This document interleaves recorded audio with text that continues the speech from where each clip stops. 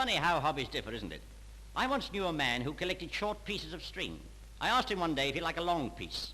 He said no, he'd rather not. I also knew another man who collected battleships.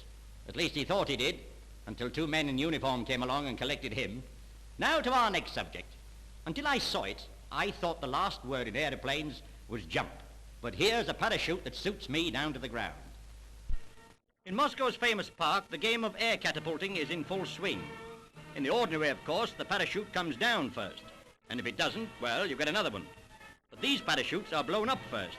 And so are the parachutists. Women, especially, are keen catapulters. And you can imagine the thrill they get as they soar quickly up to the place where they really belong. Oh, Mr. Handley, you are a one.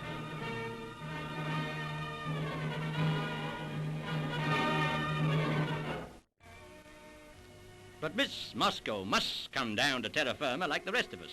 And she's a perfect terror when she's firmer. But it's great fun while it lasts. Even old cars have an air about them which you can't easily forget. Mine has anyway. It's terrible. The wife says it must be a dead rat in the rejuvenator. These old crocs are taking part in a race at Johannesburg. And some of them touch 5 miles an hour. But that's better than touching 71st in a curbstone afterwards.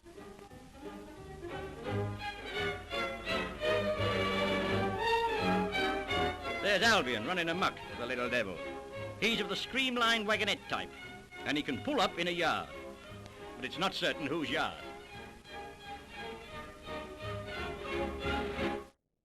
Well, it's a good cry from those roaring days to the U.S. traffic school of today. Here the youngster learns the proper way to signal, with an instructor and a blackboard to explain why. Every movement is registered on this electrically controlled panel, so that errors in steering, gear changing, braking, and accelerating are all blazoned in lights that sear into the student's soul, if you'll pardon an emotional moment.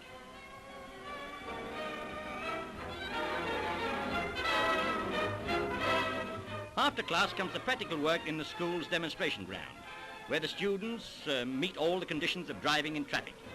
They are not considered competent until they have spent 6 weeks at these practice drives.